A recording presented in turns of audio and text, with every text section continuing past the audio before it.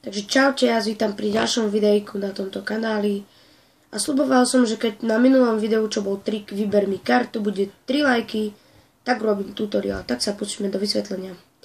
Takže, najprv si zapamätáte spodnú kartu, čo je v našom prípade teraz 8 srdcová. Potom miešate tak, aby zostala na spodku, alebo ako chcete. Ale proste musí zostať na spodku.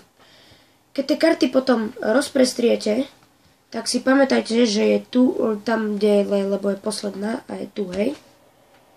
Dobre. Potom poviete, že vyber mi tú, ktorá je posledná karta. Čiže osmička srdcová. Divák ukáže na jednu kartu, napríklad sem. Vy ju zobriete a pozriete sa na ňu a poviete, vyber mi kráľa srdcového. Potom si tú kartu niekde odložíte. A divák ukáže zase na hociakú kartu.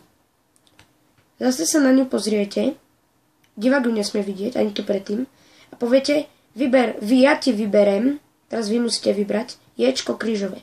Keď túto kartu si dávate tu, tak musíte dať pod tú kartu, čo ste tam mali predtým, a vyberiete tú kartu, ktorá je posledná, tá osmička srdcová.